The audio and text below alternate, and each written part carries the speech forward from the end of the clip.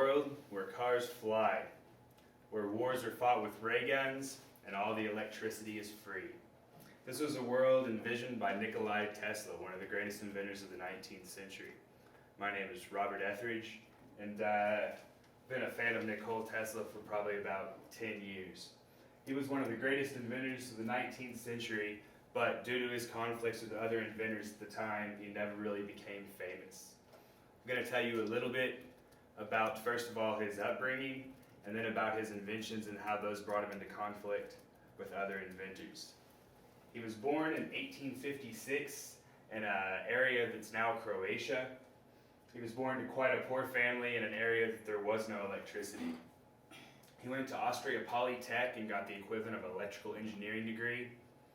And then, according to William James Grant in Appleton's Encyclopedia of American Biography, he then went to Budapest, where he designed the first telephone system in Budapest. In 1884, he came to America, where he immediately got a job working for the famous American inventor and entrepreneur Thomas Edison. At first, it was a great relationship. They understood each other really well, were making a lot of headway, but then something went wrong. And Tesla references this in his autobiography, My Inventions, published in '82.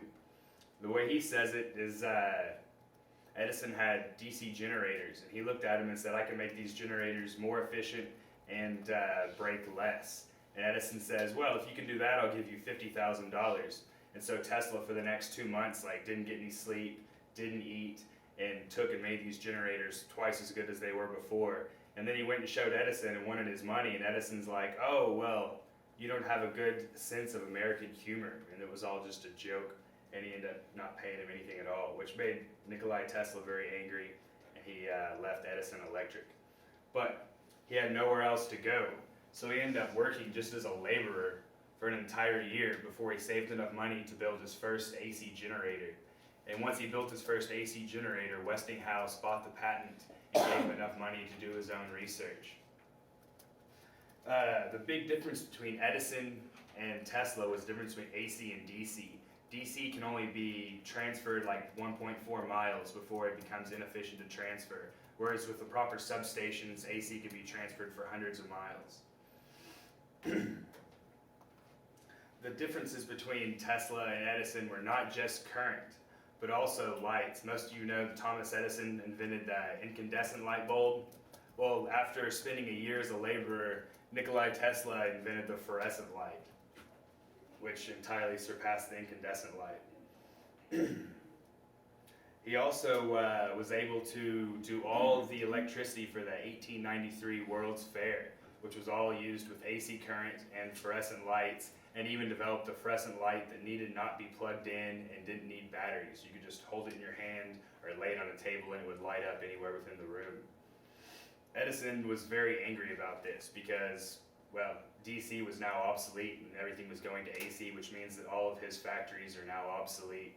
So he won a public smear campaign against Westinghouse and against Tesla, where he'd go around and get stray dogs and cats and electrocute them in public demonstrations to show how the AC current was dangerous.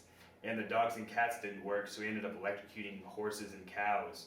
And whenever that didn't work, according to Tony Long in his article in Wired in '98, entitled 1903, Edison Electrocutes Elephant to Prove Point, where Edison actually did electrocute a full-sized African elephant.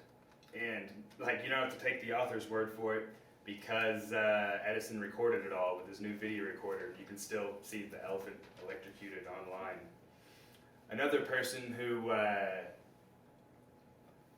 Tesla's inventions came at odds with was Marconi.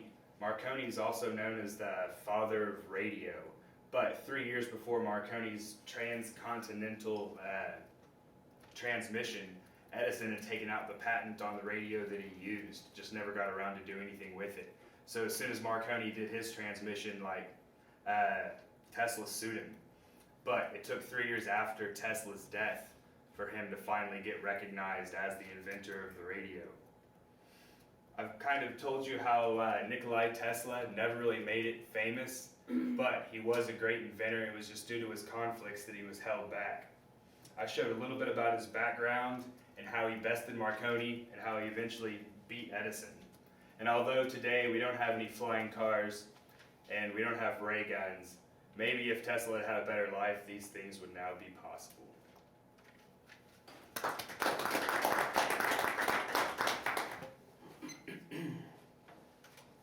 You live in Norman, don't you?